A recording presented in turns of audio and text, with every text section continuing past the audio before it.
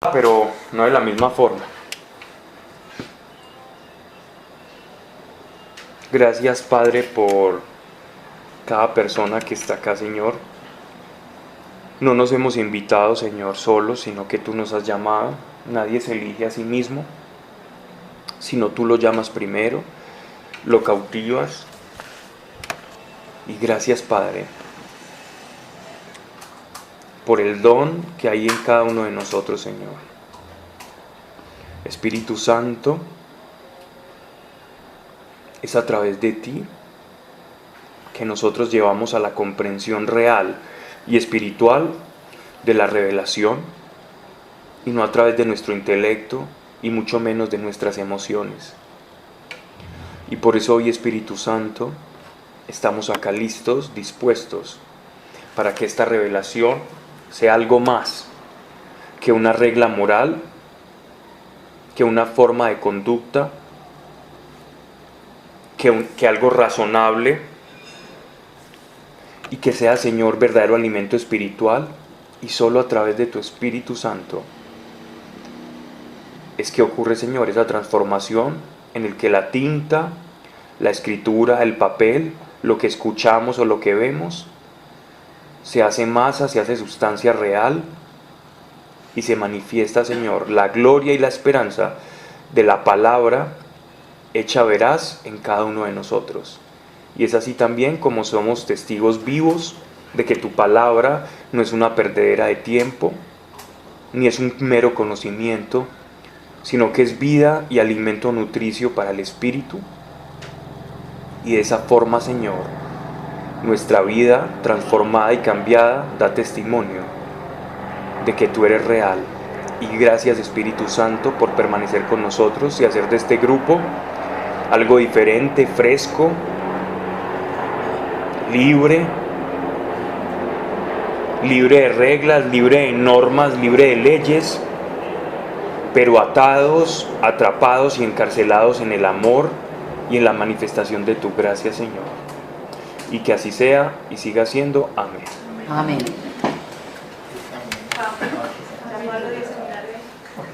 ¿Cómo? ¿Está bien?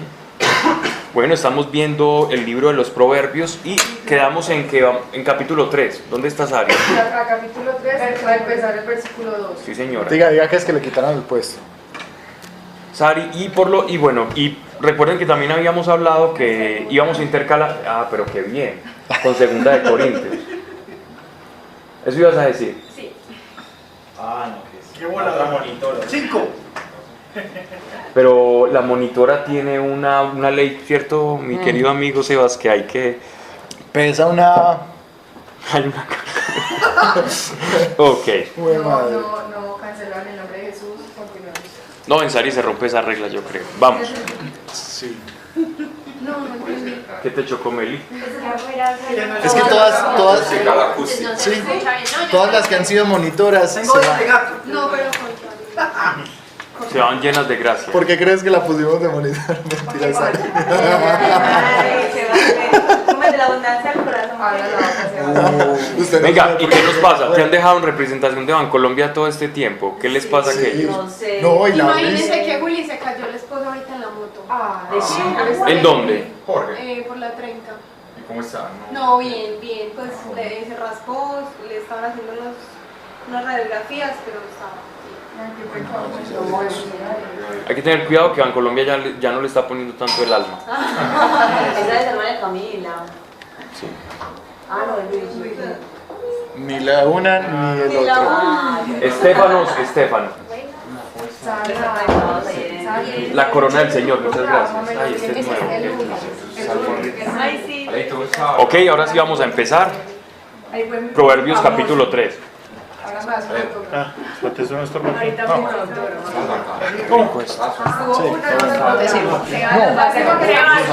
Parece agua de guppies, pero está rico. Se va a saltar la doctora.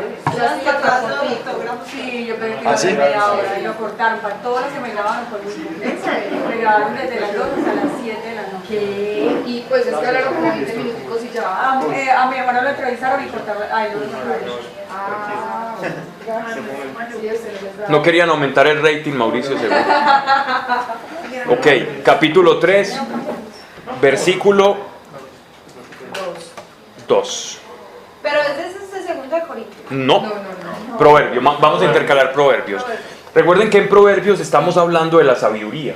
La sabiduría para el judío era casi una entidad viva, casi como un ser vivo que podría asemejarse a nuestro Señor Jesucristo. De hecho, los padres de la iglesia utilizaban a veces indistintamente el término sabiduría como aplicado a nuestro Señor Jesucristo. Entonces, que no se nos pierda eso del contexto, porque casi que es como una forma de hablar de los judíos como personificando facultades morales o intelectuales. En este caso estamos hablando de la sabiduría, y Salomón le está dando a sus hijos, a su descendencia, cuál es como la substancia, o cuál es como la sabiduría desmenuzada, o en qué nos sirve a nosotros el ser sabios y en buscarla. Y recuerden que en la charla pasada habíamos hablado de cómo desear y anhelar la sabiduría era algo que todos debíamos tener, o que la sabiduría debería ser anhelada. Y no en balde también hablamos que el apóstol Pablo en la carta a los Hebreos también habla de que a Dios hay que anhelarlo. Entonces siempre estas cosas espirituales hay que anhelarlas, porque el anhelo nos está demostrando a nosotros que hay una valoración. Cuando yo anhelo algo, luego es porque lo estoy valorando, y si yo valoro algo, entonces voy a emprender esa empresa con delicadeza, con cuidado, con sutileza, y voy a ser completamente, digámoslo así, como agradecido cuando la posea. Yo no voy a anhelar algo mucho tiempo y después cuando lo tenga no lo voy a agradecer, porque mucho lo anhelé. Bien, entonces ya igual están las grabaciones de todo lo que estoy resumiendo. Verso 1. Hijo mío, no te olvides de mis enseñanzas, conserva mis preceptos en tu corazón. Corazón. ¿Cómo es en hebreo, Sebas? Lev.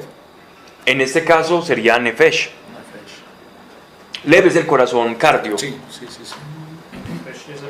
Nefesh es el corazón almático. Es el corazón cuando Dios dice, como por ejemplo en Deuteronomio dice, inscribiré, me amarás con todo tu corazón y con toda tu alma. Ahí es Lev y Nefesh. Lev más Nefesh. En este caso sería Nefesh, no corazón cardio, que es el corazón físico, el músculo. Entonces nosotros tenemos que guardar, la sabiduría se conserva por fuera de las emociones y por fuera de la razón. La sabiduría no necesariamente está relacionada con el intelectualismo. Uno confunde, ay, qué persona tan sabia, porque conoce muchas cosas. Y es que el conocer cosas, o la sabiduría enciclopédica, o el conocimiento enciclopédico, no tiene nada que ver con la sabiduría. Puede haber una persona completamente iletrada, pero plenamente sabia. La sabiduría no depende de tu erudición. ¿Cómo así que letrada, Pablo? Una persona que haya estudiado mucho, que tenga muchas carreras y doctorados. Entonces la gente dice, ¿qué tan sabio? No, para Dios no es sabio. No está bien decir que es sabio del mundo. Está bien decir sabio del mundo, pero no según Dios. Y aunque tampoco, porque según la definición que habíamos dado de la clase pasada de lo que sabiduría significa, la sabiduría es algo como puesto en acción, no necesariamente el mero conocimiento en la cabeza. Pero la expresión sabio según el mundo da a entender cómo la sabiduría, cómo el mundo entiende la sabiduría, que no es la manera correcta, o como Dios nos dice que es. De hecho, en el libro de Juan Bunyan, El progreso del peregrino, hay un personaje que se llama sabio según el mundo, que es aquel sabiondo que le dice, no, mire, es que a Dios le gusta eso, y uno dice, sí, es como lo lógico, es como lo normal, y ese camino termina en la perdición. Ok, sigamos. Conserva mis preceptos en tu corazón. O sea, ya nos están diciendo, la sabiduría no es intelectualismo, está por fuera del enfoque meramente racional, intelectivo y emocional, porque te darán larga vida. largos días de vida y prosperidad. Entonces, ¿la sabiduría da qué? Prosperidad. ¿Qué es la prosperidad según Dios?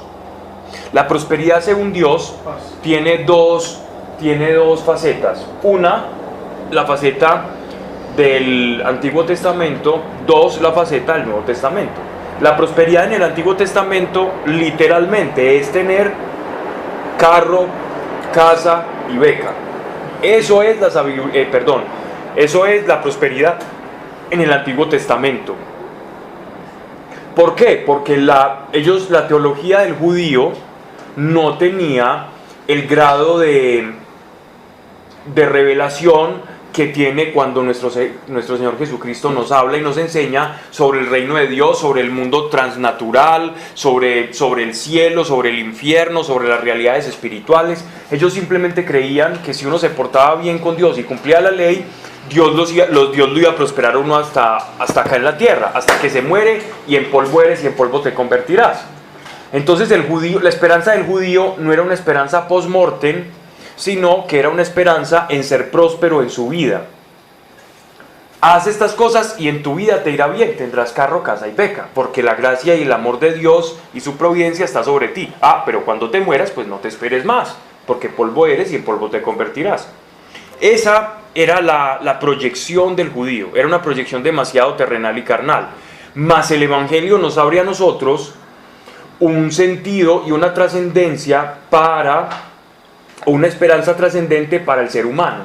Se nos amplía el conocimiento y la revelación de lo que nosotros como seres humanos somos y por lo tanto de lo que vamos a esperar en la vida futura, que comienza ahora a través del Espíritu Santo. Para ellos recuerden que el Espíritu Santo no era algo que habitaba dentro de nosotros porque era santo, y lo santo, lo kadosh, lo impenetrable, lo puro, no puede convivir con la carne, salvo ciertas excepciones en las que Dios elige determinados hombres, los Sadoc, los justos, y estos justos como Abraham, como Isaac, como José, tenían una influencia del Espíritu Santo sobre ellos que los hacía tener una relación diferente con Dios. Pero una vez ellos se morían, la presencia del Espíritu Santo se retiraban, o si ellos la embarraban o pecaban contra el Señor, la presencia del Espíritu Santo se retiraba. Recuerden el pasaje de Reyes y de Samuel, cuando el profeta Samuel unge con el Espíritu Santo a Saúl, al rey Saúl. Cuando el rey Saúl se equivoca por desobedecer el mandato de Dios, que él pierde el Espíritu Santo y entra una depresión y un tormento para él impresionante. Solamente con el arpa de David. Solamente cuando David tocaba el arpa, porque David era un hombre ungido, él podía tranquilizarse. ¿Y por qué ocurría eso? Decía que Dios había mandado espíritus a los que lo atormentaran. ¿Por qué ocurrió eso en el rey Saúl? Que es una paradoja bien impresionante. La paradoja es cuando usted ha probado lo rico, lo bueno, y después le empiezan a dar algo maluco, algo molesto, ¿qué vas a sentir tú? Cuando te acostumbras a comer caviar, entiéndase caviar, pues a mí no me gusta el caviar, pero entiendas el caviar como una bebida, una comida deseable, agradable y de alta alcurnia.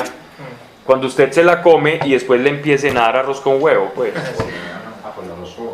Es muy rico, no, pero entiéndase la analogía, pues, en las proporciones. De algo extremadamente rico.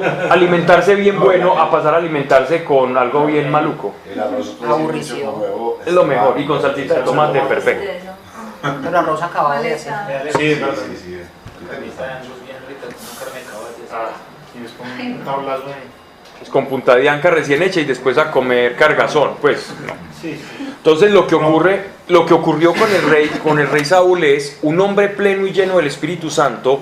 Cuando el Espíritu Santo se desplaza a David, porque él no habitaba en todos los cuerpos, sino en unos especialmente en los ungidos, no como nosotros que en Pentecostés se derrama en toda la iglesia, el vacío que queda en el rey Saúl es una cosa terrible de casi que al borde del colapso, porque fuiste lleno de la plenitud de la gracia del Señor, y cuando se retira el Señor quedas con un vacío impresionante que ya no sabes cómo llenar. Y solo cuando tocaba un hombre ungido, él podía sentir más o menos la remembranza de aquello que perdió por el pecado.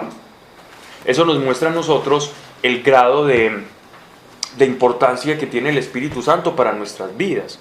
y es que el Espíritu Santo son esos ríos de agua viva que Jesús prometió que todo aquel que cree en Él, de su interior correrán como ríos de agua viva. Se refería a la presencia del Espíritu Santo dentro de nosotros como una fuente inagotable, conectada a la fuente principal y que siempre vas a poder demandar de Él y siempre te va a poder llenar. Y por eso el apóstol Pablo afirmaba y decía, y con toda la razón, embriagados no de vino, no de mosto, sino del Espíritu Santo. O sea, uno se puede embriagar del Espíritu Santo. ¿Y qué es embriagarse?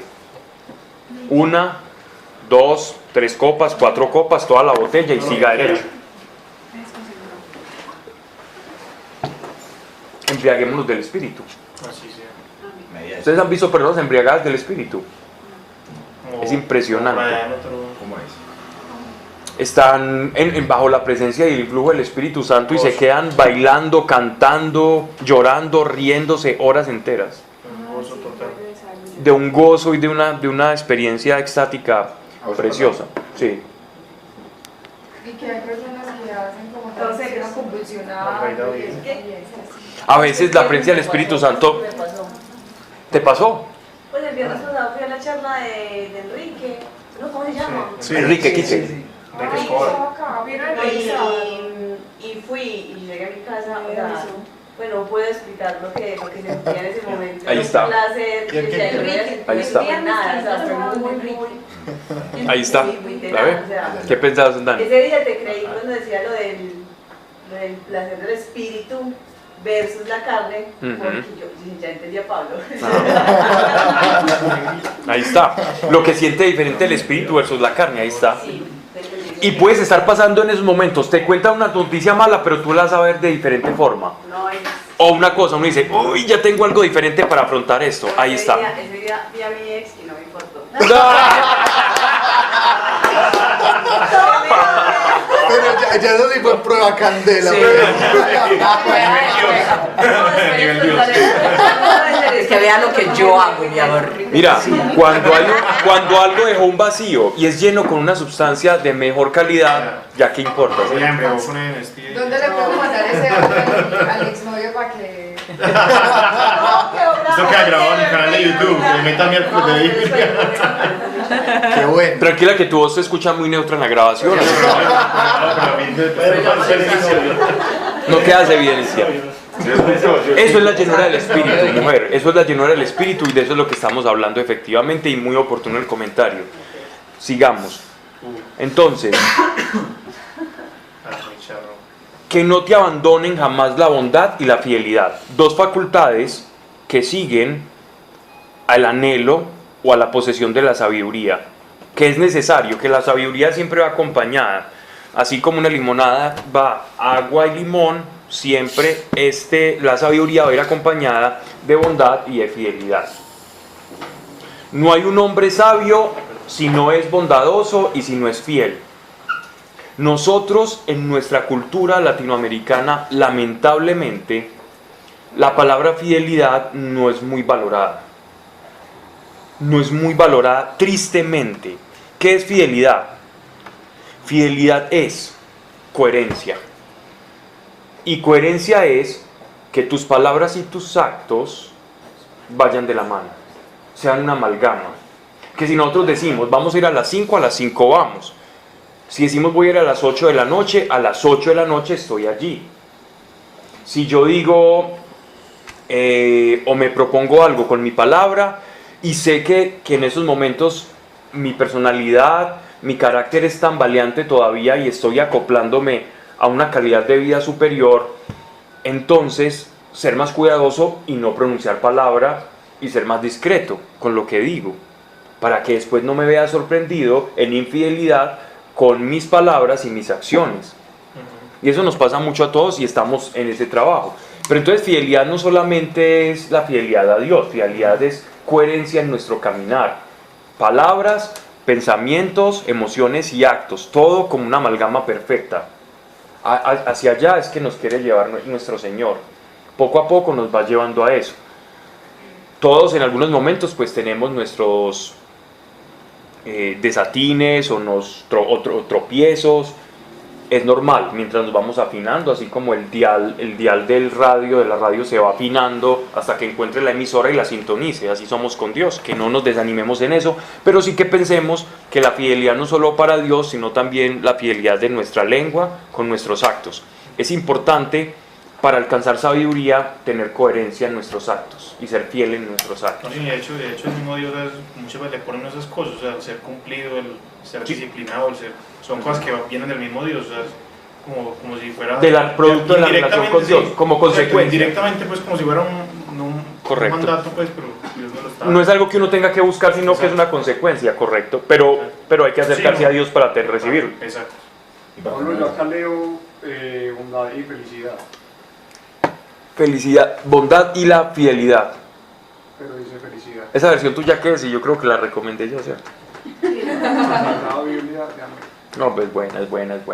Necesito otras traducciones. No, esa dice... Denme otras traducciones. Para misericordia y la verdad. Y verdad es coherencia. Misericordia y verdad. Verdad es coherencia, perfecto. Felicidad, no entiendo por qué dice felicidad en esta traducción. ¿Por qué misericordia y bondad? Bondad y fidelidad. Por eso, pero por bondad reemplaza misericordia. Porque la misericordia, vamos a explicar el término bondad o misericordia, que es lo mismo. Pues no es lo mismo, son sinónimos. Pero fidelidad y felicidad no son sinónimos. Ok. Entonces, ¿qué es bondad? Bondad es darle, a ver, yo lo ¿Cómo interpretas tu bondad? A Lo ver. defino es Dios es bondadoso porque nos da más de lo que merecemos. Y misericordioso porque no nos da lo que nos merecemos. Ok, uno no puede ser, pero está bien, está muy bonita tú. Uno no puede ser bondadoso y no misericordioso. Uno no puede ser bondadoso y no misericordioso. La bondad es la capacidad de padecer con el que padece y ser feliz con el que es feliz, llorar con el que llora y reír con el que ríe. Eso es bondad, ¿cierto? O misericordia. ¿Qué es misericordia? Miser, de sufrimiento. Y cordia es de cor, de unidad. Entonces, unidad en la miseria o en el dolor ajeno. Eso significa misericordia. Esa es la etimología de misericordia. Y bondad, para que haya bondad tiene que haber misericordia. Yo no puedo ser bondadoso si yo no siento lo del otro. Para que nadie tuviera en qué excusarse de nuestro Señor, Él padeció por nosotros y se hizo hombre y pagó por todos nuestros pecados. Por eso es el acto mayor de misericordia, porque Él se hizo semejante a nosotros, incluso sin pecar, cargó sobre sí la consecuencia del pecado. Ese es el acto de misericordia pleno. Si alguien se puso en los zapatos del ser humano, fue nuestro Señor. Vistió un traje humano, vivió el peso de la carne humana, el precio de los pecados humanos sobre el madero, y fuera de eso dice, perdónanlos porque no saben lo que hacen. Entonces es el acto de misericordia más absoluto al que tú puedas acceder. Dice, jamás la bondad y la fidelidad. Entonces si yo conjugo en mi vida, en mi caminar diario, la misericordia, el saberme poner en los zapatos del otro, y si mis palabras y mis actos son coherentes, entonces estoy prácticamente adobando, cumpliendo los principios que adornan, que engalanan la sabiduría.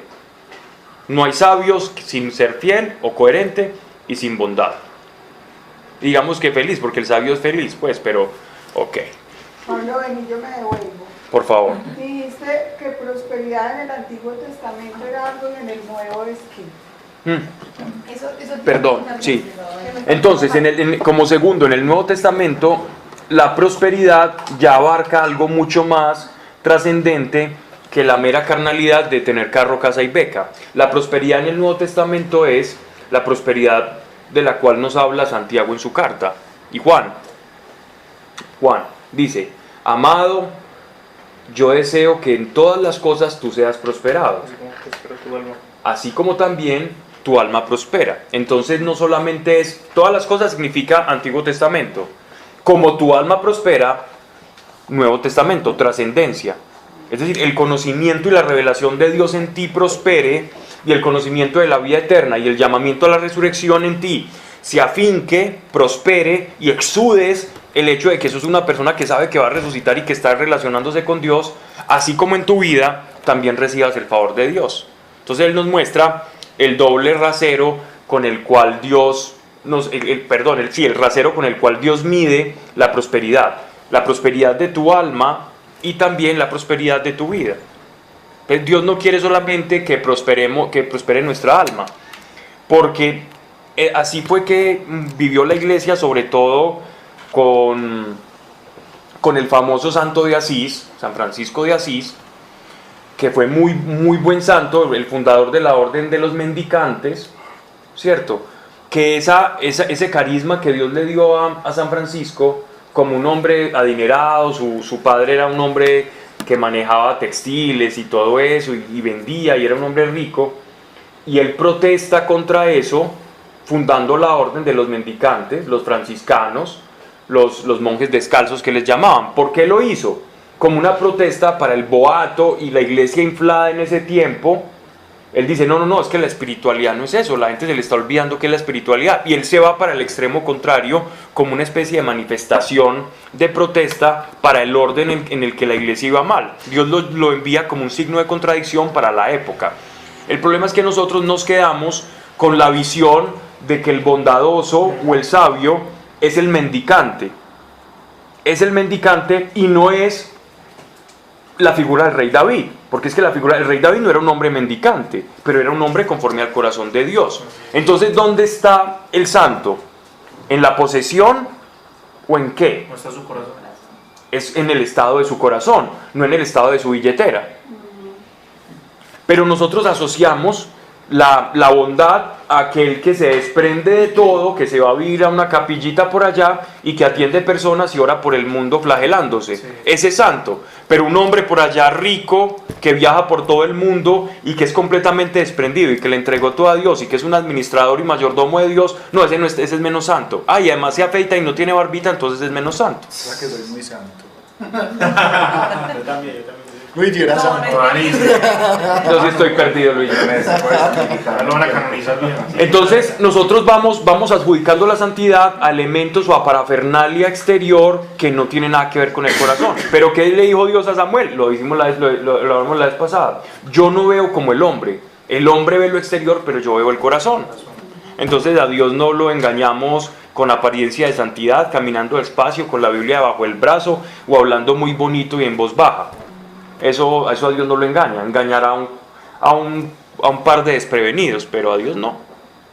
Y yo tengo una anécdota respecto a eso. Una vez estaba en una conferencia donde unos monjes de clausura, creo que eran monjes benedictinos, habían unos conferencistas, unos monjes benedictinos y unos franciscanos, y estaban hablando de la ascética, que es la manera en que ellos viven la fe. Ascética es como todo ese trabajo interior donde te apartas para la adoración y la vivencia interior y de contemplación hacia Dios, la vida contemplativa. Sí, y estaban más o menos, y estaban explicando eso pues en este auditorio, y al final los padres dijeron, bueno, si alguien se quiere confesar o quieren hacer una oración, pues aquí están dos de los padres. Y el que dio la charla era un hombre joven, ¿cierto? Sí, tenía una sotanita y digámoslo así, como su hábito de monje. Y había otro viejito, barbadito, encorvado, como de unos 75 años, con una barba hermosa, parecía un San Bernardo, pero un San Bernardo no el perrito, sino la imagen del San Bernardo. El San Bernardo perrito. Y así calvito. No puedo borrar la imagen del perrito. O la de San Jorge. Bueno, el caso es que parecía allí, y yo me quedé viendo la escena, y lo más curioso es que la fila que secundaba al viejito calvito era casi el 80% del auditorio, y el joven que dio la conferencia sobre la ascética y la experiencia de la vida contemplativa tenía como 5 personas para confesarse con él. Dios mío. O la fila del gato. Cualquier parecido. Entonces, ¿a qué voy con eso? Que las apariencias pensaron que por tener barba y estar encorvado era más santo. Dios ve el corazón. Dios del corazón. Dios ve el corazón, que no nos engañemos por eso. Así es. Entonces, no sé a qué estaba, por qué estaba hablando de esto, pero era de la prosperidad de la prosperidad, la prosperidad del alma. Ahora en esta traducción la Valera dice que paz y paz te aumentarán. Entonces, Sí, está bien. Sí. Esa paz entendida como bienes y posesiones, o que como tranquilidad. Es tranquilidad en tu vida, no como el shalom de la paz trascendente que Dios nos da. Una paz que no le falte nada. Sí, pero si yo tengo todo cubierto Sí, no, y estoy bien y prospero, pues voy a estar tranquilo. Bueno, las deudas no me matan, entonces le tengo que pagar a este. Ah, ok. O sea, esa paz ahí es una paz de Tranquilidad. Tranquilidad, pues, de tener bienes cubiertos. Bien, es correcto. Listo. Dice, átatelas al cuello, escríbelas en tu corazón y hallarás favor y buena opinión ante Dios y ante los hombres. ¿Qué tienes que atarte ante el cuello y en el corazón? La bondad y la fidelidad. De tal manera que los fariseos, por ejemplo, fueron los mayores impulsores de las filatelias, que eran estas cajitas que se ponían que se ponen en las manos aún hoy los judíos, y en el corazón, los famosos tefilim. Y se la ponen con citas bíblicas y se atan literalmente lo que Dios no está diciendo literal. Y se ve muy bonito, ¿cierto? Uno los ve muy bonitos y se ven más santos. Y entre más cositas tengan y más atuendo tengan, uno dice, wow, es más santo, pero Dios ve el corazón. Tú te puedes amarrar una caja acá de 20 kilos y andar así con toda la Biblia escrita para que te pase. Las tablas de piedra. Sí, incluso te puedes ir con estas cositas que se ponen, estas gafitas de los niños que uno le pone como las diapositivas y va pasando, las gafitas. Te la puedes amarrar con 30 pasajes bíblicos y en el corazón te puedes clavar y tallar una cosa acá. En 3D. Sí, y en 3D si querés, y eso no te va a hacer más santo. La santidad es lo que permites tú que Dios se refleje en ti. Hay un pasaje de Malaquías muy bonito, del profeta Malaquías, en el que habla del que recibe el Espíritu de Dios, o el trabajo que hace el Espíritu Santo en nosotros, y él dice que es aquel como el que refina plata. El trabajo del Espíritu Santo como aquel que refina plata, y una vez ve su trabajo y está satisfecho, y uno dice, ¿y ese pasaje qué es lo que quiere decir? Y es que el trabajo del Espíritu Santo en nosotros, cuando tú ves como el platero, el que trabaja la plata, es muy bonito porque tiene que estar pendiente todo el tiempo de que del fuego, no es como el oro, como otros metales para refinar, sino que al ser más sutil, entonces es más cuidadoso y tienen que estar más pendiente, porque no es el mismo punto de fusión. Y cuando lo hacen, él tiene que estar muy atento para sacar y poder darle el martillazo. Y cuando se da cuenta que la plata está correcta, o el platero de la época de la cual el profeta está hablando, el platero llega y mira su imagen en él, y si refleja bien su imagen, entonces él dice, esta plata ya está refinada. Por eso él utiliza ese pasaje en el libro de Malaquías, porque el papel del Espíritu Santo es que nosotros podamos reflejar, o entre mejor reflejemos la imagen de Cristo, así como la plata refinada, que Él se mire en nosotros y diga, vamos bien, me estoy viendo más en Él que en otras cosas, y ya no se está viendo el mundo o Él mismo, sino que yo ya me veo mejor en Él. Esa es la forma en el que el Espíritu Santo trabaja con nosotros. ¿Eso a qué viene? A que ahorita vamos a hablar un poco también sobre que Dios nos martilla, y cuando pensemos que Dios nos está martillando es que Él nos está puliendo, o cosas que se nos desarraigan, o los dolores de la carne que Él nos quita y nos pone, Él está dándonos esos martillazos para que lo reflejemos mejor, y cuando se refleje mejor nosotros también vamos a ser felices. Dice, confía en el Señor de todo corazón y no te apoyes en tu prudencia. Principios de la sabiduría. Ojo pues, Él nos dice, hijo mío, no te olvides de mis enseñanzas, conserva mis preceptos. Primer precepto, para que nosotros no olvidemos. Estamos hablando de un hombre cuya sabiduría no va a ser superada nunca, según Dios le dijo, el rey Salomón.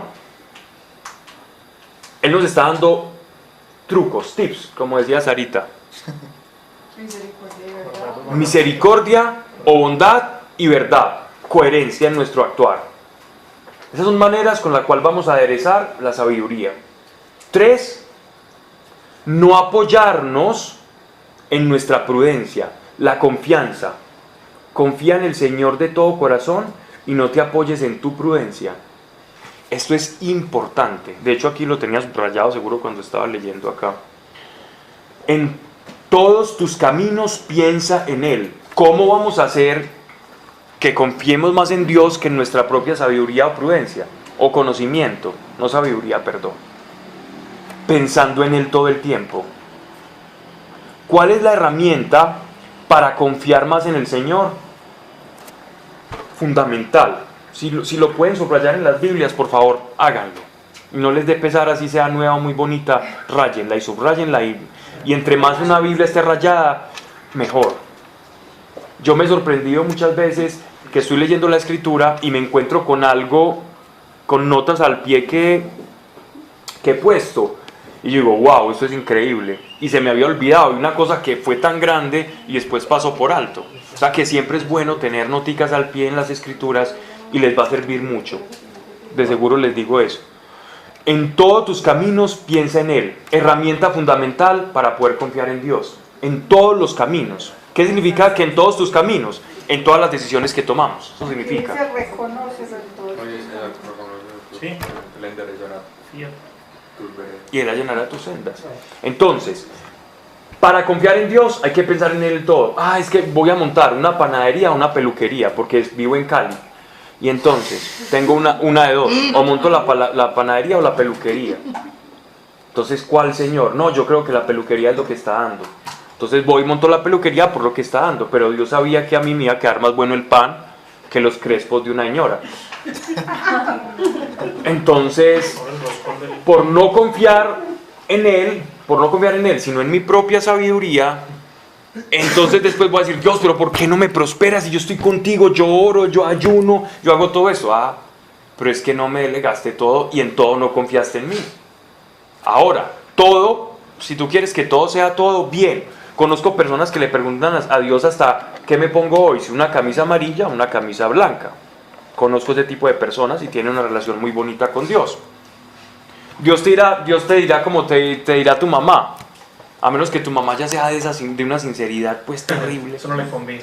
Sí, te dirá, con todo te ves muy bonito. A menos que sí la embarré, si no, de verdad no.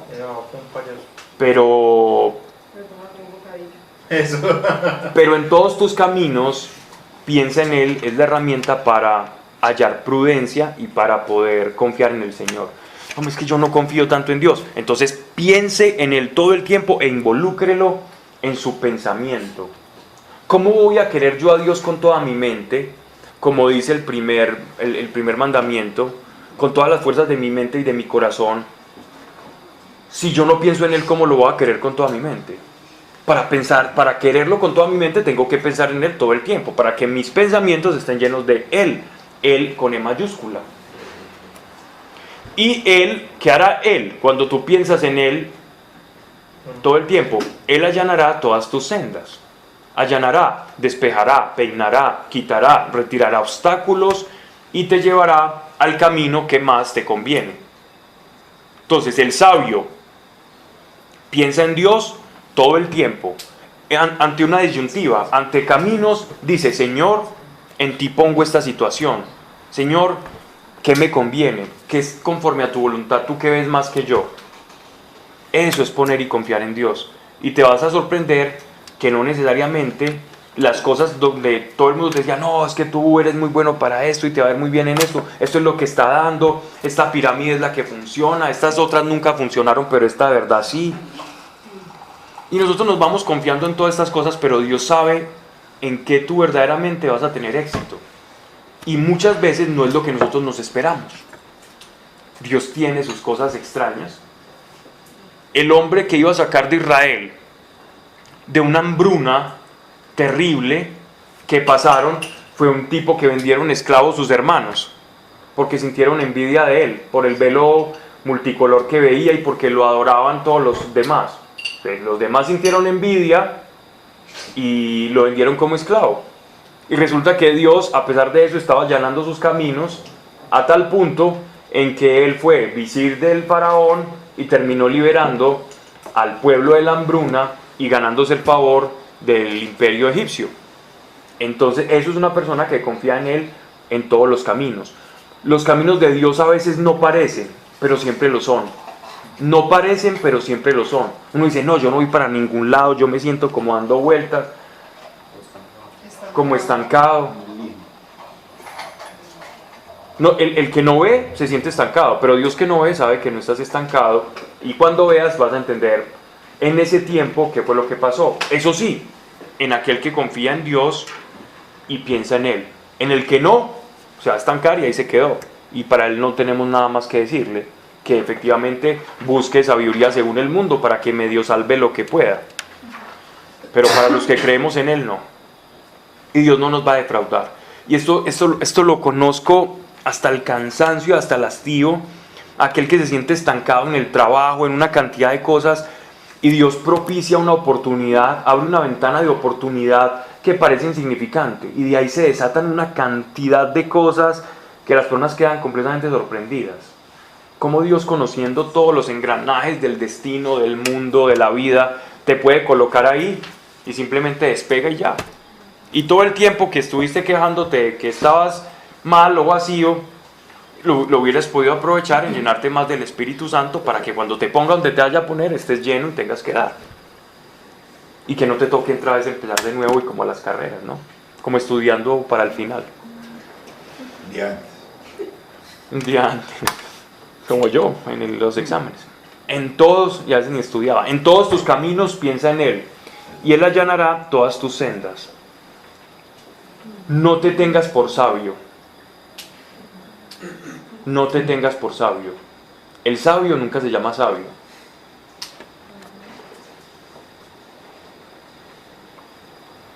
Que eso muy de la mano con la humildad. El otro versículo que dice, si quieres estar firme, cuídate de no caer.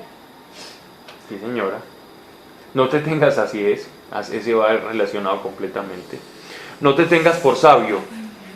Teme a Dios y evita el mal. ¿Qué significa temer a Dios en este caso?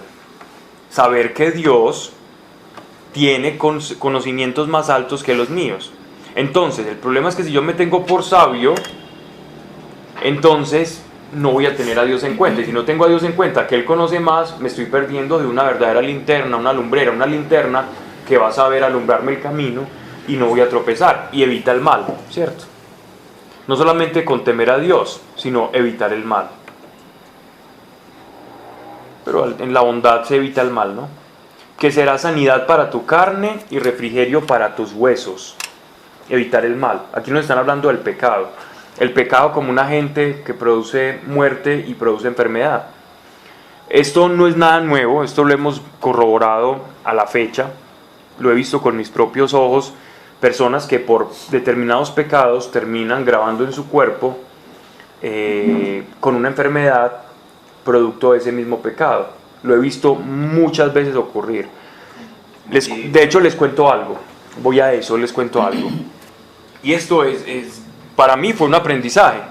Ni siquiera porque lo dicen las Escrituras, porque solo cuando lo pude experimentar es que las Escrituras cobraron vida para mí. Y es determinados pecados, como por ejemplo la falta de perdón, pueden generar un sinnúmero de enfermedades. Dolores de cabeza, artrosis degenerativa, apegos muy fuertes a cosas de la carne, personas que están apegadas a objetos, a cosas ya de una manera desmedida. Eso también genera problemas, genera malestares. Personas, por ejemplo, ciertos grados de insomnio o depresiones ligadas a determinados pecados también.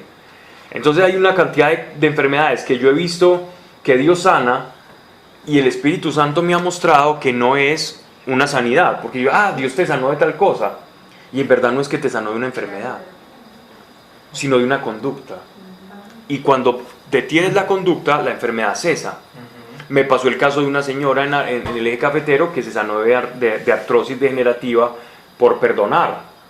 Se sanó en un 75% casi, porque ya tenía varios años con esa enfermedad, y fue sana de artrosis degenerativa estamos hablando de un 75% de enderezamiento y movilidad en los huesos por perdón.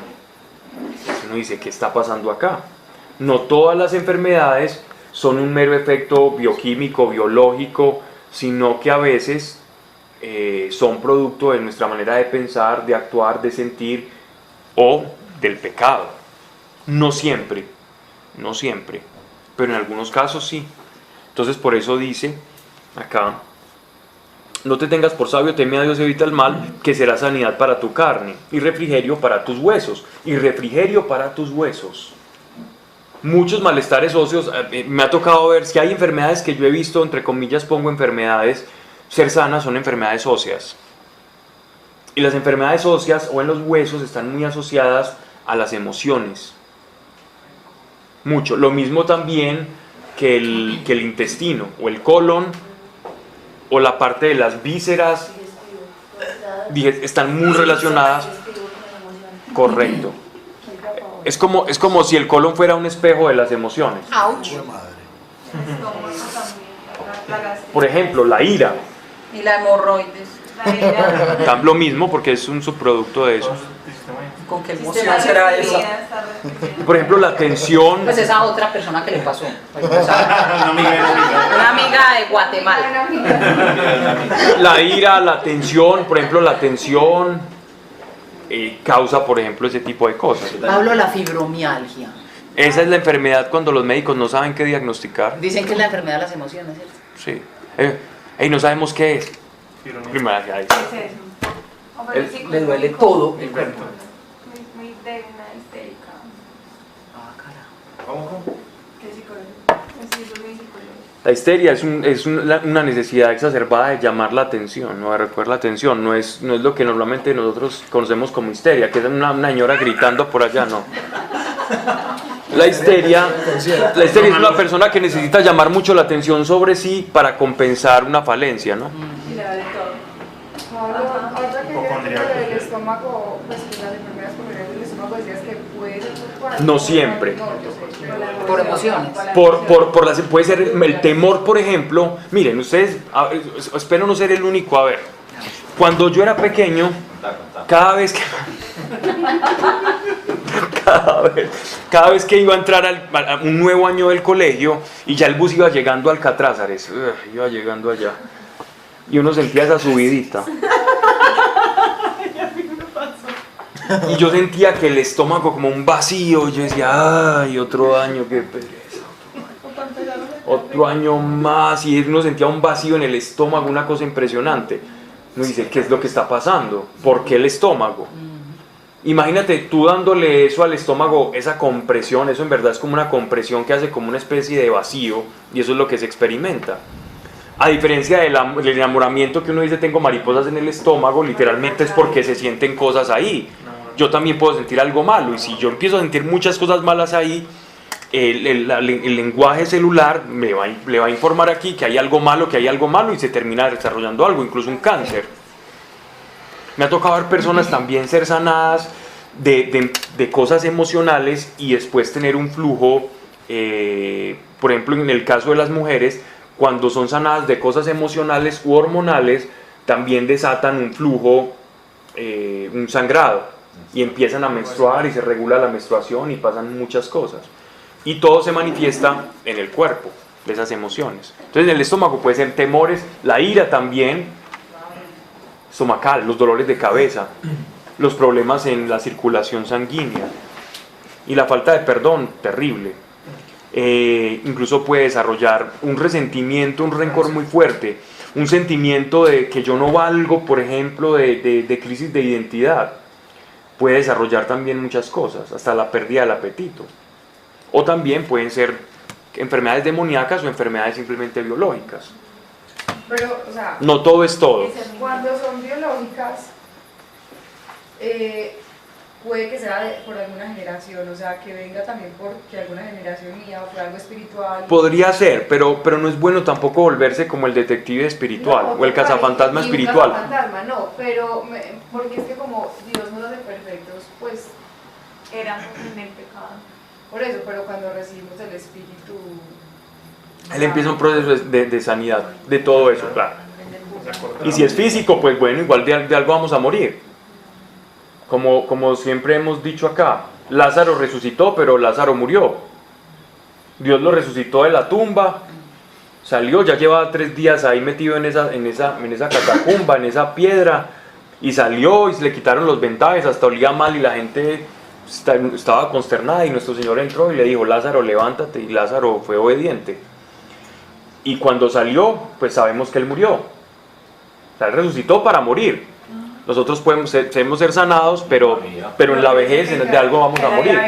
Alguien va a morir de un paro respiratorio, otro así, otro así. Una enfermedad se repite en una familia si es... ¿Cómo? Una enfermedad se repite en una familia... Sí, claro. Muchas veces. Sí, mucha gente. De hecho, miren una cosa, es que es tan sabio, cuando uno lee, por ejemplo, en Levítico, Deuteronomio, Dios les decía a ellos, pero no les daba la explicación genética, porque todavía no había nacido Mendel, todavía no sabíamos qué era la célula, no habían venido los griegos a explicar cosas. Entonces Dios les decía: miren, no se casen hasta tal generación, entre primos no lo hagan, lo dicen en la traducción bíblica, pues, hasta esta generación no se casen. Dios no les iba a explicar que por la genética, que por los cromosomas, que por el gen mitocondrial. No, Dios no les iba a explicar todas esas cosas, solo les dijo: no se casen así. Entonces los judíos eran muy juiciosos en no casarse, sino con personas de determinado grado de ascendencia en la familia, de consanguinidad. Y eso lo hacían, y los otros pueblos no hacían eso. Por ejemplo, en los vikingos, los países nórdicos, o incluso también en la misma Alemania, o los celtas, que habían matrimonios entre los propios hermanos.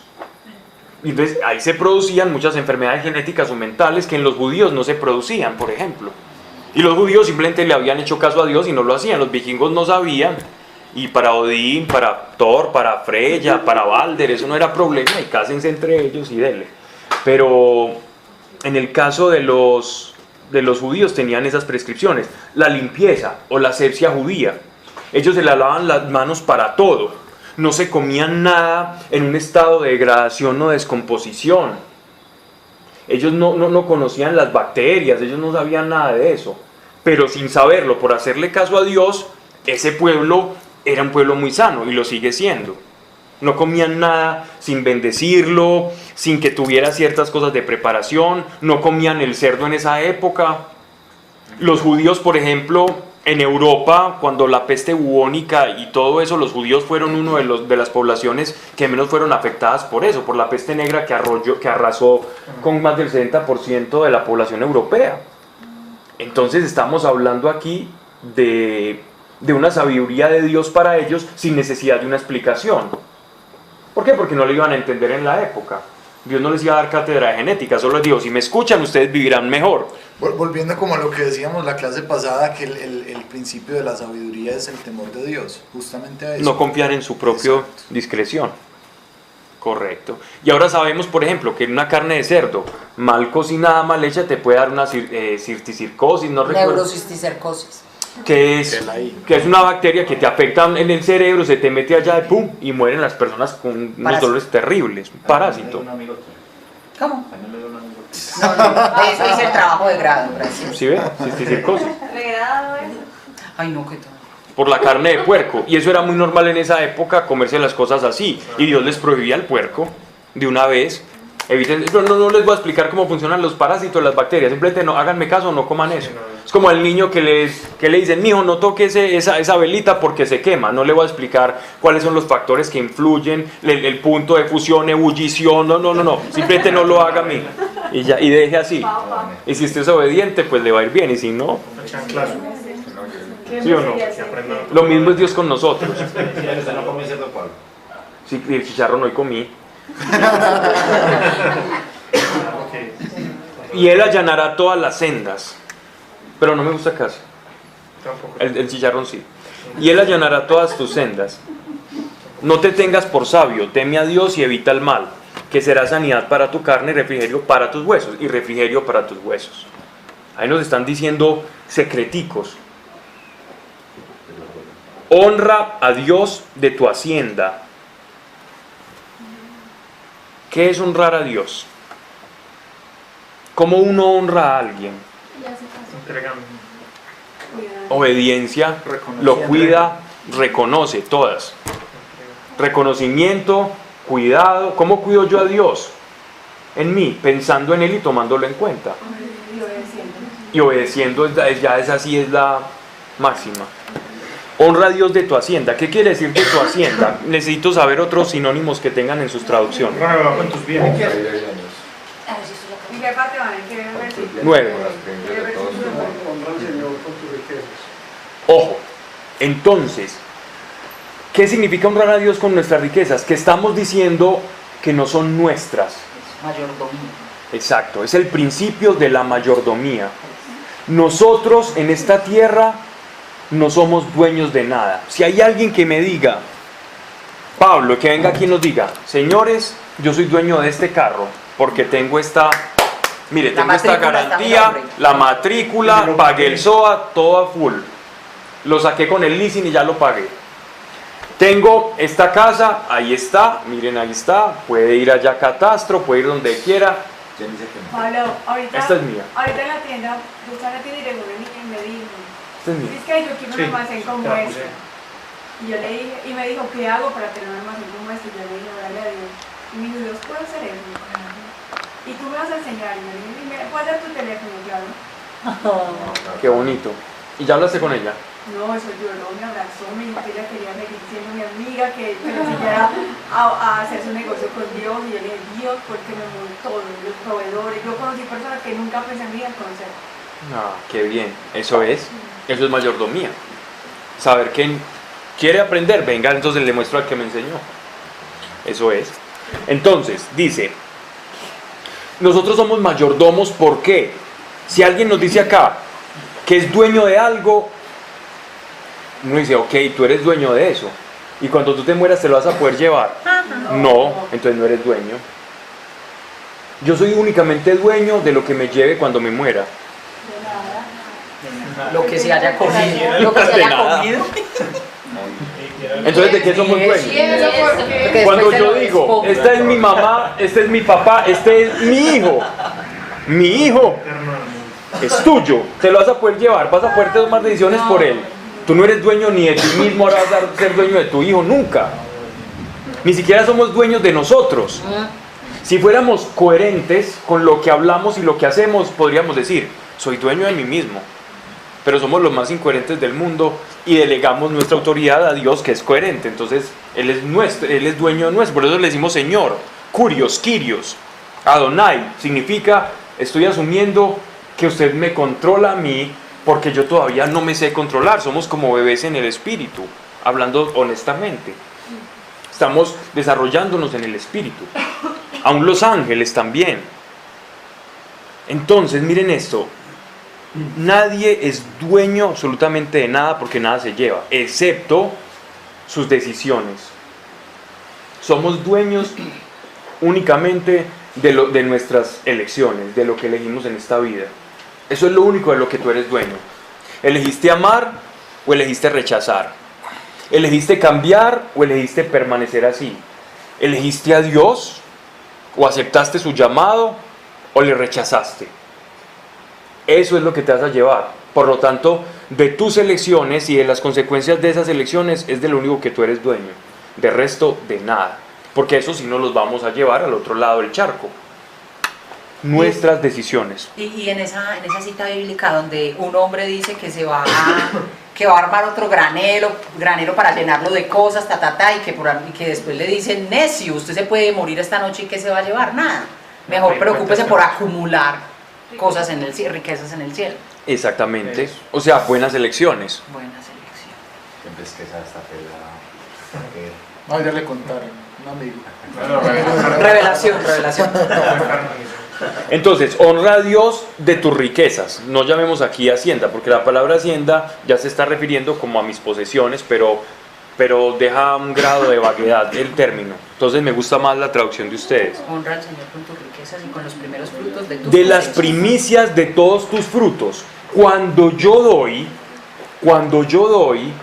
de lo que recibo, estoy diciendo, Señor, esto es para ti porque yo soy tu mayordomo. y el mayordomo va a donde el señor de la finca y le dice, nació un ternero, va y le muestra el ternero, se lo lleva allá en el establito con las cositas y le dice, mire el que nació, no se sabe dueño de él, se sabe administrador.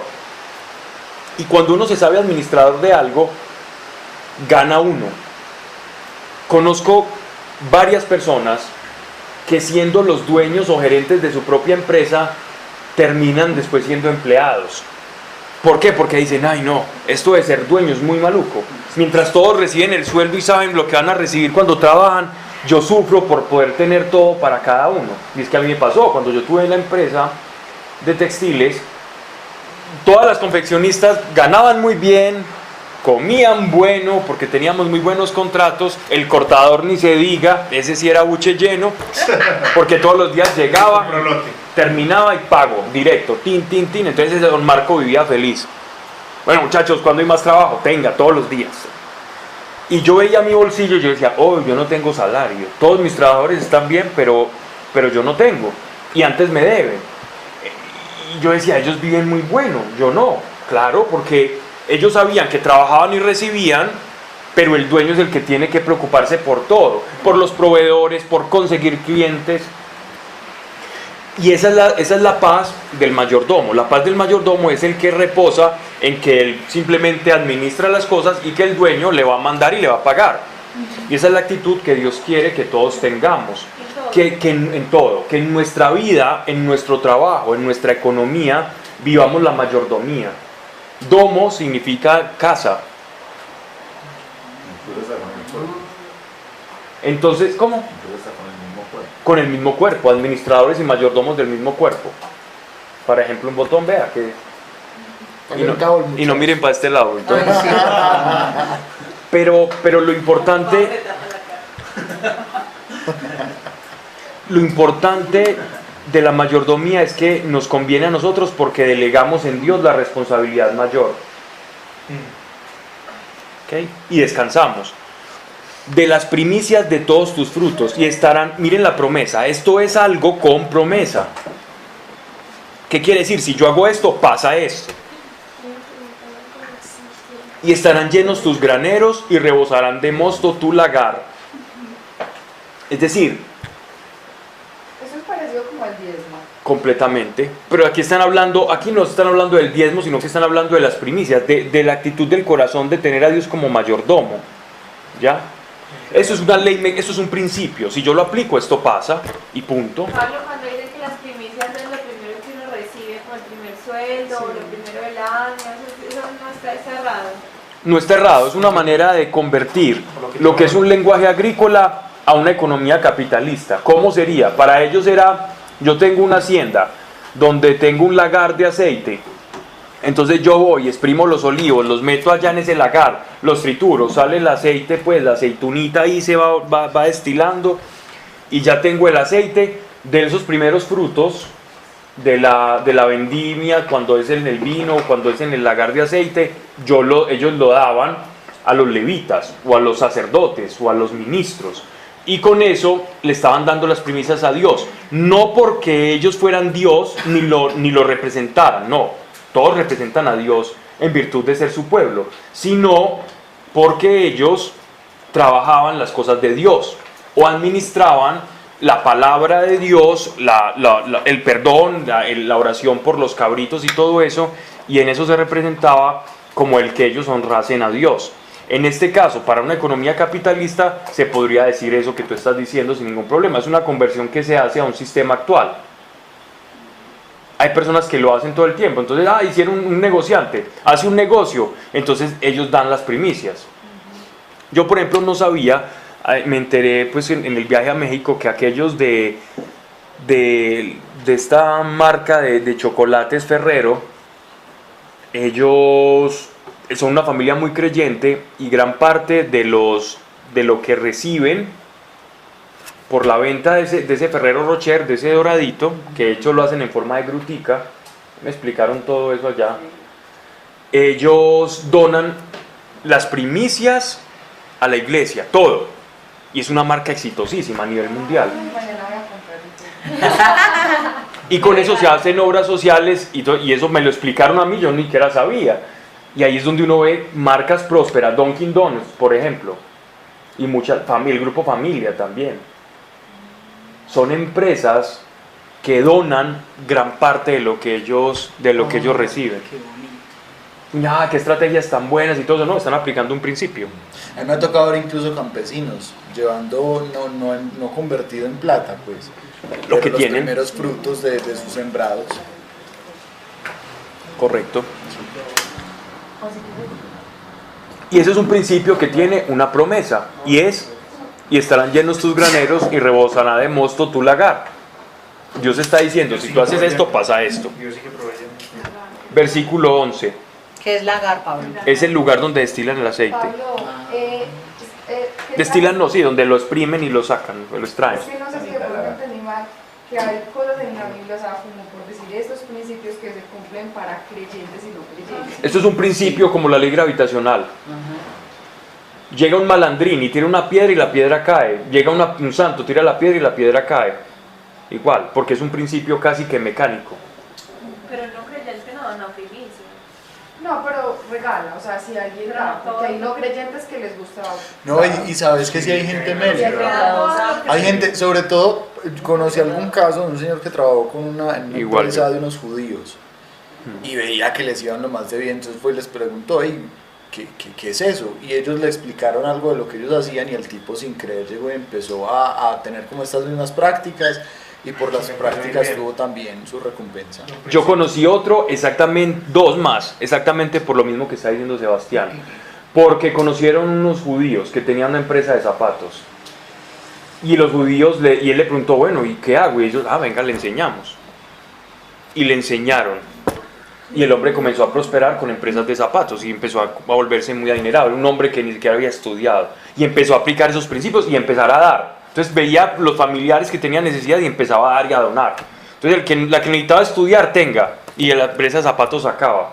Y siempre ese hombre fue respetuoso de los judíos y escuchaba algo que hablaban mal del pueblo de Israel o eso, y ese hombre se enfurecía y no era ni judío ni nada. ¿Por qué? Porque le enseñaron un principio que funcionaba. Conocí otro del medio político, perdón, y este personaje también era completamente un don nadie en la vida pública en todos los aspectos. Y conoció también una pareja de judíos. Y se encariñaron con él y le enseñaron cosas, principios. Y ahora es un hombre que en la vida política es un peso pesado. Y es toda una familia peso pesado en la política. Y el hombre me mostró el secreto de ese éxito, y cuando yo vi el titulito del libro, yo dije, no, ya sé, no me tenés que contar. Ya sé de dónde proviene esto. Aplicaba principios, y él ni siquiera sabía nada del judaísmo, pero él decía, yo pongo en práctica esto que él me enseñó, y funciona. Y es así de simple. Que sea corrupto no lo sé, pero que aplican principios que funcionan, sí. Por eso dice, no desdeñes, hijo mío, las lecciones de tu Dios. No te enoje que te corrija.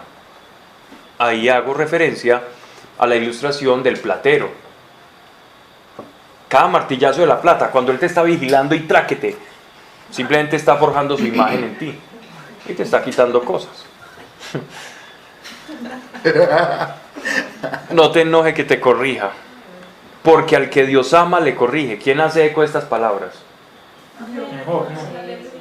Job también habla exactamente lo mismo, sí señor. Job tiene ese texto, sí, pero también el apóstol Pablo.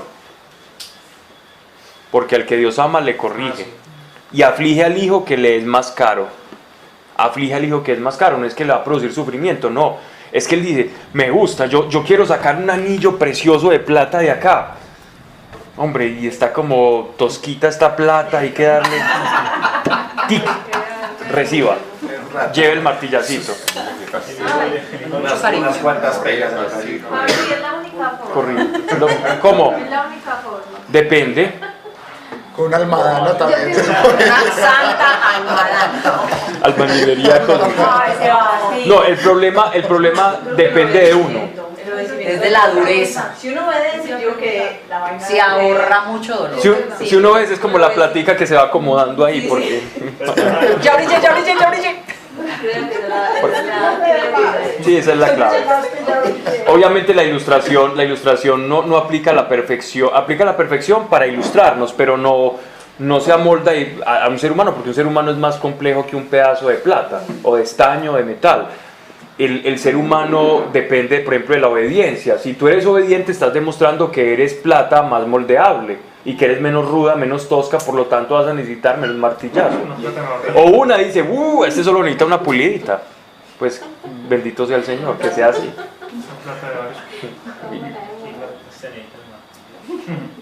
Padre, si es hijo, aunque no quiera. O hay algunos que solo necesitan hacerles así. Ay, qué belleza. Y son los que uno dice, pues que no le pasa nada. Yo quiero. Y el que no quiere disciplina, el hijo que no recibe la disciplina, igual Dios lo disciplina. El que no tiene disciplina, Dios no le tiene que dar martillazos, la vida se las da. Y para eso está la parábola del hijo pródigo. Él no quiso la casa del papá y se fue. ¿Qué le pasó? Lo robaron, perdió la plata, comió con los cerdos. Los cerdos significan el mundo. Los cerdos en la vida judía es el mundo, es el goim, es el gentil, es el externo, es el que se cree mucho sin Dios. Pues comió con los cerdos y después se sintió tan mal, yo me voy a volver donde mi papá. ¿El papá le pegó? ¿Lo castigó? No. Sus decisiones y sus elecciones lo llevaron a experimentar consecuencias. Entonces, las consecuencias no son martillazos de Dios. Hacen parte del paquete de la decisión que tomaste. Es el precio de tu elección. Todo lo malo que hacemos en la tierra se alcanza a pagar en la tierra. Por las generaciones. A ver, el mal no se paga. No veamos el mal como la concepción premio-castigo. O como una cuenta de cobro. Como una cuenta de cobro, mejor la expresión.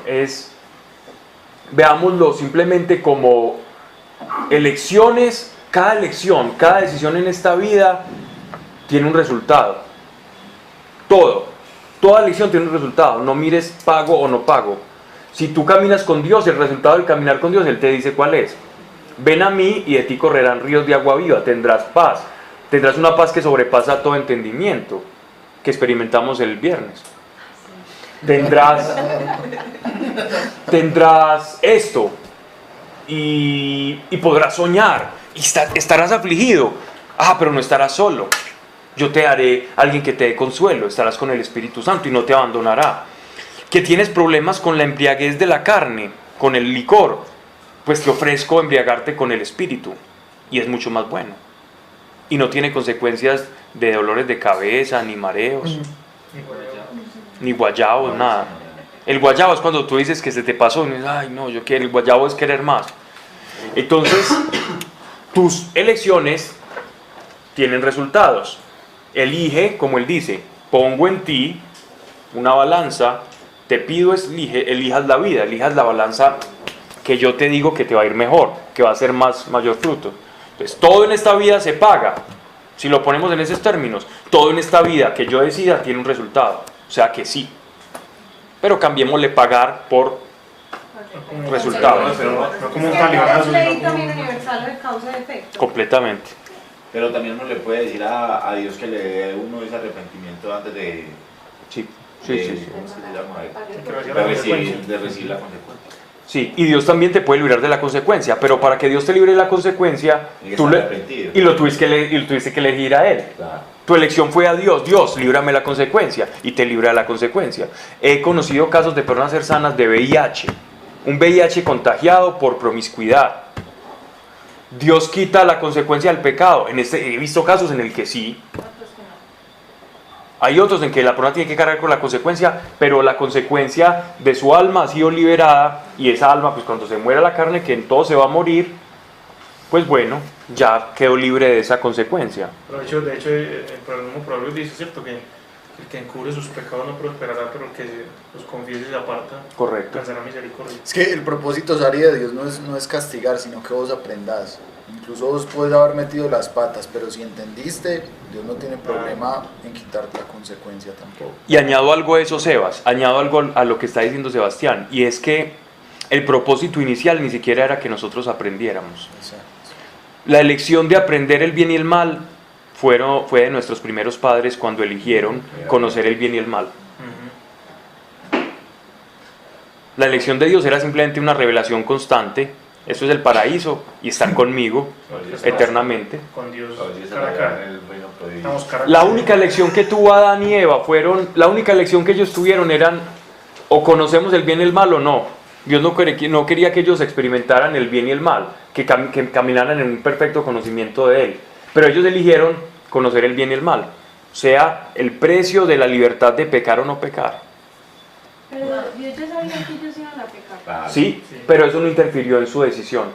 La sapiencia o el conocimiento a priori de Dios no implica o condiciona tu elección. Desde ahí empezó el libre albedrío que le da. Del mal, para el mal, sí. Porque en el cielo ya nosotros no vamos a ser libres para elegir el mal. Hágala otra. Pero entonces uno no puede sorprender a Dios. No, no. Antes que ore ya habré oído.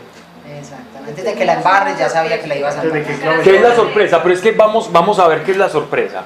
Qué bonita esa expresión. Porque, a ver, ¿qué es la sorpresa? Qué sorpresa. ¿Qué es sorpresa? Cuando uno se sorprende. Cuando algo que no esperaba. No sabía. Cuando uno no conoce. Ay, Y si eso Dios lo lo conoce sabe. todo, entonces no puede sorprendido. Si a ti te dicen, si tú sabes que tu hijo porque todos los años te va a hacer una cosa del Día de la Madre, porque en el colegio los ponen a hacer la piedrita con la masita de arcilla para que tú pongas los lapiceros, ¿cierto? Tú ya sabes que te va a dar eso. Y él llega a la casa y te da eso. ¿Qué sientes tú? Un amor muy impresionante, independientemente de que ya conocieras qué te iba a hacer o que te iba a hacer una cartica el Día de la Madre. Lo del manto, lo de la fe, cuando arrebató el milagro. Quien dice, lo que sí podemos hacer es agradarlo. Exacto, agradarlo, no sorprenderlo, porque es que la sorpresa es algo que se da en el ser humano debido a nuestra ignorancia. Pero sí podemos agradar a Dios. Qué buena esa palabra. Sí podemos agradar a Dios, no sorprenderlo, porque la sorpresa está vinculada a la ignorancia. El agradarlo está vinculado al amor. Entonces hay una diferencia muy grande. Entonces que no digamos, ay, no lo puedo sorprender. No, ¿para qué sorprenderlo?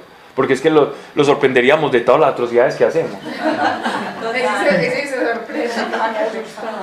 Paro el miocardio. Viviría Dios más desilusionado. Yo creo que esto ya se está pasando de charlas de Biblia a predicación.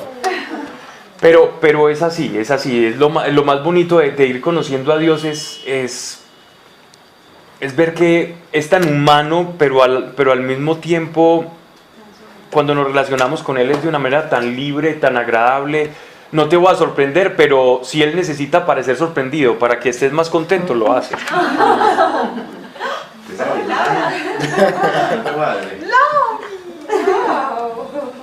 Qué bueno no sorprenderlo, pero sí agradarlo. Qué bueno eso. Ok, dice, no desdeñes, hijo mío, las lecciones de tu Dios, las lecciones.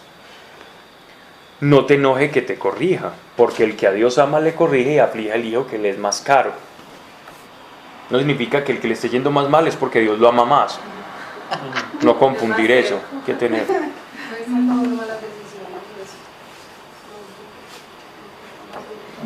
Creo que dejamos 2 de Corintios para la próxima. Verso 13. Ya que nos dijo cosas, principios de Dios fundamentales que para que los tengamos acá, miren todo lo que uno puede extraer, ni siquiera de un fragmento de un proverbio. Todo lo que te enseña y te edifica un pequeño proverbio. Bienaventurado, buena aventura, o sea, aquel que tiene un camino que puede decir. ¿Quién es bienaventurado?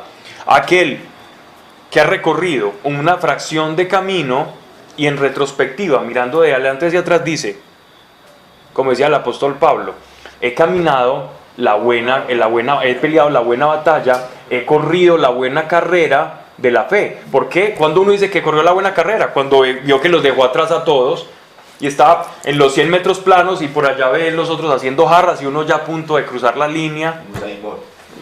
Exacto. Y cuando estás ahí puedes decirlo. Entonces, bienaventurado, uno dice eso cuando tiene algún tiempo de caminar con Dios. Uno dice, wow, verdaderamente soy bienaventurado. Mi camino, mi ventura, mi vereda es mejor que si no hubiera caminado con Dios. El que alcanza la sabiduría, puede mirar hacia atrás y decir, wow, esto es mejor que no tenerlo. Y aquel que alcanza inteligencia, porque es su adquisición mejor que la de la plata y más provechoso que el oro. O sea, lo que nosotros debemos buscar según el Señor, según el Espíritu de Dios, no es riqueza sino sabiduría. Si yo anhelo la sabiduría, voy a tener algo que vale más que la plata y el oro. Es más preciosa que las perlas y no hay tesoro que le iguale, la sabiduría. Lleva en su diestra la longevidad. ¿Qué significa que lleva en su diestra? O sea, es una expresión como para decir, como una bendición extra. Va ligada a, como bendición, como un plus. La longevidad. ¿Recuerdan un mandamiento que nos habla de longevidad también, cierto? Sí, honrar a los padres. Honrar a padre y madre porque te dará largura de años. O sea, el sabio vive más. ¿Por qué vive más? Porque vive tranquilo, porque tiene paz, porque es mayordomo, porque se preocupa menos, luego se enferma menos, luego vive mejor, luego ama, luego recibe porque da. Entonces es una vida como una maquinita que va siendo prosperada y que algunos los envidian, otros les dirán que son raros, otros que son ladrones y otros los imitarán y les dirá igual de bien. ¿Dios le va revelando eso a Salomón o conforme Salomón fue viviendo y viviendo conforme a otras personas? Sí. Lo que les... Aquí ya estamos hablando de un Salomón anciano, igual que en Eclesiastés. Cuando él empieza a escribir, él ya tiene cierta edad, porque mire que él dice, y no desdeñes, hijo mío. Ya le está hablando a su sucesor y está dejando estos escritos para aquellos que le suceden, ya como una especie de testamento de su sabiduría, de recopilación de toda esa sapiencia que él tenía, como dejarlo como una herencia para sus descendientes. Sigue. Aquí Pablo estaba usando, o sea, aquí usan sabiduría como sinónimo de inteligencia. Que dice, feliz el que haya sabiduría, el que obtiene inteligencia. Sabiduría, porque dicen que aquí no son sinonimia, aquí están diciendo que si usted se cree inteligente, busque la sabiduría. Está ligada. Si es tan inteligente. Sí, si usted es tan inteligente, usted va a reconocer que la sabiduría es mejor que la plata y que el oro. Búsquela. Quien haya sabiduría, dice, y aquel que alcanza inteligencia, o sea, si usted es inteligente no es porque sepa al revés toda la secuencia Fibonacci y pueda resolver todas las ecuaciones fractales, no, que usted sea un maestro en programación, o porque se sepa toda la enciclopedia británica de la A a la Z, al derecho y al revés, y se sepa todos los idiomas, y sea un políglota, etcétera, etcétera, y que sea el físico cuántico teórico más brillante o más elocuente. Nada de eso. Si usted desdeña la sabiduría, usted es un bruto delante de Dios. Y lo dice nuestro Señor. La sabiduría de Dios es locura, pero para nosotros es que salvación, vida eterna, poder de Dios. Pueden decirle todo lo que quieran. Y para el filósofo, para el griego, la sabiduría es locura. Y para el judío, la sabiduría de Dios en el Evangelio y en Jesucristo es escándalo. Un Dios crucificado, ¿qué es eso? Si Dios es santo, ¿cómo que se crucificó? Dios, ¿cómo va a participar con el pecado del hombre? Dios, ¿cómo se va a hacer hombre si esta carne está podrida? Pues sí, Señor. Ustedes le dicen que Dios es amor, pero ¿y el amor hace esas cosas? Entonces no nos contradigamos. Eso es la manifestación más pura del amor, Dios hecho carne y morir por nosotros. Y suena trillado ya, pero es escandaloso. Dice, para ya terminar, lleva en su diestra la longevidad y en su siniestra la riqueza y los honores. O sea, en su siniestra quiere decir como menos importante, no desdeñable. La riqueza es una consecuencia menos importante de la sabiduría. Lo más importante, por eso ponen en su diestra, con la diestra se bendecía y con la siniestra se maldecía. Entonces, aquí no es que la riqueza sea una maldición, pero es algo menor que la longevidad, porque la longevidad es la vida, y la vida no se compra con oro ni con plata. Ustedes no han dicho, pero yo estoy pobre, pero tenga salud. Sí. Es exactamente lo mismo. Es lo mismo que están diciendo acá. Para terminar,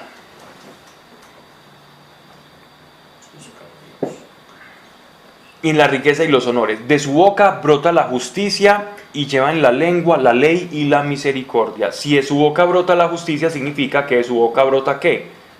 La voluntad de Dios. ¿Y dónde se manifiesta la voluntad de Dios para nosotros? En su palabra. De su boca, Pablo, sus caminos son caminos de reino. Era 17. Era el 17, ¿usted para dónde se fue? Usted leyó el 20. No. Lleva en su diestra la longevidad y en su siniestra la riqueza y los honores. De su boca brota la justicia y lleva en la lengua la ley y la misericordia. Ay, ese no lo tiene. Esa está en la Septuaginta. Ya, sus caminos son caminos de reino. En el mío es el 20. Según la mía te saltarías 3 versículos. ¿Y qué dicen esos 3 versículos? Lo mismo que estoy diciendo. Sí, porque la Nacarcolunga es casi que una transliteración de la Septuaginta. Entonces, de hecho, aquí yo tengo en la que estoy leyendo, entre comillas y paréntesis, el LXX, que significa 70 en números romanos. Sí, de su boca brota la justicia y lleva en la lengua la ley y la misericordia. Okay, esto es un añadido que pusieron en la versión de los 70, o sea, la versión griega de las Escrituras. Hago la salvedad, versículo 17. Sus caminos son caminos deleitosos y son paz todas sus sendas. Sus caminos son caminos deleitosos y son paz todas sus sendas. ¿Ok? El que es sabio. Seguiremos hablando de la sabiduría, que es una delicia, ¿no? Sí. Y terminamos este capítulo, no me dejen olvidar eso que estoy diciendo, por favor. Y en la próxima charla empezamos con 2 de Corintios, que es un libro que es maravilloso. Es delicioso en revelación. Así que vamos entonces a orar. ¿Alguien tiene alguna necesidad por la que quiere que oremos? Sí, yo tengo la necesidad de unos amigos que se están separando. Ok, vamos a orar entonces por ellos para que eso no acontezca. Hay un bebé, Martín, que van a operar a la mamá, todavía está en el vientre de la mamá y lo van a operar porque le detectaron columna bífida. Y hay una niña que me escribieron ahorita. Ay, y eso sí que nos ha tocado ver a Dios sanar de eso. Que tiene cáncer, una niña recién nacida. ¿En dónde? Y aquí no es que me escribieron ahorita y dicen que los apoyaron. Por el cáncer de la niña. Pareja, columna bífida y niña María Antonia. Y un tío que está hospitalizado le dio, ¿qué fue madre? Como un infarto. ¿Qué edad tiene? Pues mayor. Sí. No, está muy joven. Bien. Está muy joven. Padre, te damos gracias por tu amor. Gracias también, Padre, por las personas que nos están escuchando, también para que reciban de tu presencia, la presencia que sentimos acá de tu Espíritu Santo, Señor. Gracias por la libertad que nos has dado de estas charlas, de acercarnos a tu palabra de una manera libre, agradable, fresca, genuina, sin adoctrinamientos, sin tonterías, sin apasionamientos que llevan a discusiones toscas e innecesarias, sino que recibimos, Padre, con amor y queremos conocerte más conforme tu revelación. Y ese es el carisma, ese es el regalo que le has dado, Señor, a este grupo. Esa frescura, Señor, de un evangelio completo. Tus beneficios completos. Que aprovechemos cada uno de tus beneficios, Señor, y que no se nos sean olvidados ninguno de ellos. Y gracias, Padre.